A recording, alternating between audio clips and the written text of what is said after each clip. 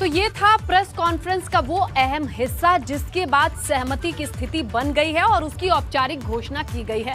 जो press conference में आपने सुना, किसान नेताओं का पक्ष भी है और ADG law and order Prashant Kumar ने क्या कहा, ये दोनों चीजें आपके सामने हैं। लेकिन अभी ताजा हालात कैसे हैं, ये जानने के लिए हम रुक करेंगे ब्यूरो चीफ वीरेश पांडे, जो फोन लाइन पर हमारे साथ मौजूद हैं।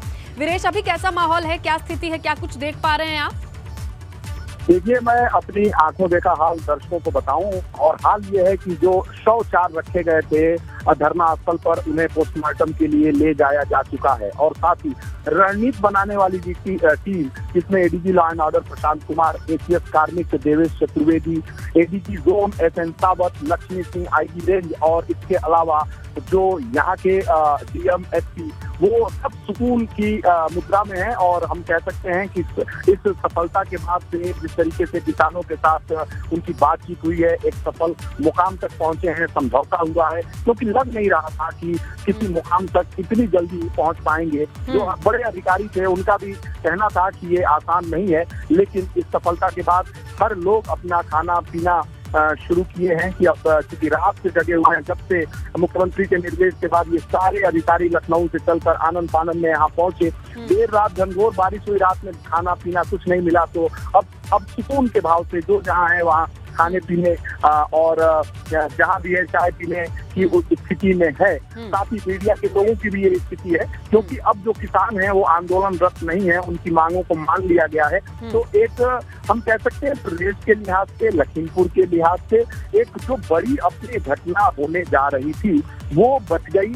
बहुत होशियारी के साथ, बड़े ही संयम के साथ, धैर्य के साथ टैकल किया गया। किसानों का भी उतना ही योगदान था, राकेश टिकैत का भी बड़ा सहयोग था, और प्रशासन की जो टीम थी, खुद मुख्यमंत्री इस पूरे मामले की मॉनिटरिंग कर रहे थे, पल पल की जानकारी ले रहे थे। आज जो गोरखपुर का दौरा था वो कैंसिल करके रात में पहुंचे थे अधिकारियों के साथ अपने पास कालिदास आवास मार्ग स्थित सरकारी घर पर। उन्होंने एक बड़ी बैठक की थी, निर्देश दिया था। रात में भी शासन प्रशासन के जो लोग थे, मैं आपको बताऊं कि जब मैं यहाँ एडीजी लॉ एंड ऑर्डर के साथ रात में राकेश टिकैत का इंतजार करते हुए 5 घंटे एक झोपड़ी है थाने के अंदर, वहां बैठा था, और थाना है टिकुनिया, उस कोतवाली के अंदर जब मैं बैठा था तो लगातार शासन स्तर से phone ADG law and order के पास आ रहा था। वो पल पल की जानकारी दे रहे थे। उसका गवाह एबीसी गंगा और एबीसी गंगा की टीम थी, तो क्या बातें थी, क्या हरकत था, क्या परेशानियां थी, किस रूप में लोगों के जो सर पे और माथे पर सिकन थी, वो सिकन अब जाती रही। मैंने तो प्रशांत कुमार से अभी बातचीत की, तो प्रशांत कुमार से सवाल किया, जो परेशानियां, जो बॉडी लैंग्वेज रात में मैंने आप देखी, जो बेचैनी आपकी देखी, उससे आप अब लगता है निजात पा चुके हैं, और एक सफल मुकाम तक ये जो टीम है वो पहुंच गई है। बड़ी लंबी टीम है, कई वार्ता हुई इसमें लता। अच्छा। एक वार्ता सवेरे 4 बजे शुरू हुई, 2 घंटे, 2.25 घंटे चली, वो फेल हो गई। दूसरी वार्ता 1 घंटे चली, वो भी फेल हो गई। तीसरी वार्ता 1.5 घंटे चली, वो भी फेल हो गई। चौथी वार्ता 2 घंटे चली, वो भी फेल हो गई। लेकिन आखिरी 5वीं वार्ता सफल हुई, और एबीसी गंगा ने अब से 6 घंटे 5 घंटे पहले उन खबरों को बता दिया था कि कंपनसेशन के स्तर पर कुछ सहमति नहीं बन पा रही है, एसडीएम के बर्खास्तगी के स्तर पर नहीं बन पा रही है, जो मंत्री हैं केंद्रीय गृह राज्य मंत्री, उनकी बर्खास्तगी के स्तर पर सहमति नहीं बन पा रही है। वो सारी खबरें सच हुई जब joint press conference ADG LO और साथ ही राकेश टिकैत की हुई, तो उसमें हमने पहले ही बता दिया था, आपसे 4 घंटे पहले ही, कि 45 लाख रुपए पर कंपनसेशन पर जो सहमति बनी है। पहले सरकार 25 लाख देना चाहती थी, बाद में इसे बढ़ाकर कुछ और देना चाहती थी, लेकिन किसान नेता 1 करोड़ की मांग कर रहे थे, तो इस पर सहमति नहीं बन रही थी। सरकार के एक बड़े अधिकारी का मुझसे कहना था कि देखिए वीरेश, अगर हम 1 करोड़ की मांग लेंगे तो बड़ा प्रदेश है, घटनाएं होती रहती हैं और एक नजीर बन जाएगा, और इस उदाहरण को पेश करके सरकार पर हमेशा दबाव बनाया जाएगा। हर मामले में 1 करोड़ 2 करोड़ की मांग की जाएगी। कभी कोई 1 करोड़ मांग रहा है तो अगली मांग 2 करोड़ की होगी। तो ये सरकार के बूते की बात नहीं है, बस की बात नहीं है, मुश्किल है इसमें। तो एक व्यवहारिक मांग होनी चाहिए। देखिए, जब प्रशांत कुमार से हमने बात की तो उन्होंने साफ कहा कि उन लॉजिकल तार्किक सारी मांगों को मान लिया प्रशासन ने। जुडिशियल 45 लाख का मुआवजा, सरकारी नौकरी पक्की, और FIR बाप और बेटे पे दोनों पे।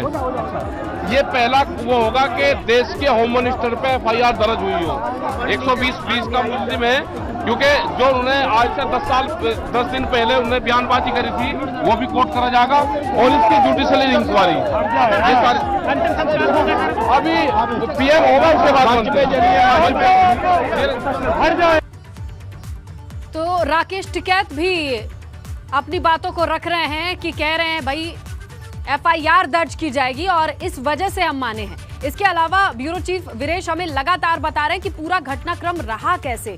5 राउंड की बातचीत के बाद जब सहमति की बात आई तो यार ये बात बनी कैसे?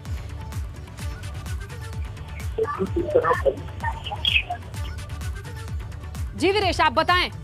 जी स्नेहलता, अगर जो दर्शक अभी देख रहे हैं उन्हें इस पूरा घटनाक्रम की जानकारी दे दें तो लगभग 8 बजे के करीब ADG law and order Prashant Kumar मुख्यमंत्री के निर्देश के बाद यहाँ पर आनन फानन में पहुंच चुके थे, और IG रेंज लक्ष्मी सिंह उनसे महज आधे घंटे पहले पहुंची थी मुख्यमंत्री के निर्देश के बाद। इन दोनों अधिकारियों ने कमांड अपने हाथ में ली। फिर आनंद फानन में ADG जोन लखनऊ SN सावत को रवाना किया गया, वो भी यहाँ पहुंच गए।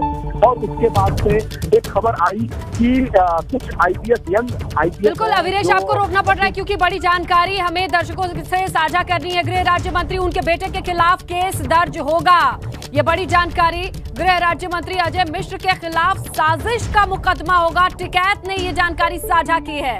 हम आपको बताएं, थोड़ी देर पहले ही वो मीडिया से बात कर रहे थे और उन्होंने स्पष्ट किया है कि अजय मिश्र टेनी के खिलाफ केस दर्ज होगा। लखीमपुर खीरी कांड में गृह राज्य मंत्री, उनके बेटे के खिलाफ केस दर्ज होगा। इस बात को जानकारी को उन्होंने साझा की है। गृह राज्य मंत्री अजय मिश्र टेनी के खिलाफ साजिश का मुकदमा भी होगा, ये टिकैत कहते हैं। वो और उनके बेटे के खिलाफ मुकदमा दर्ज होगा।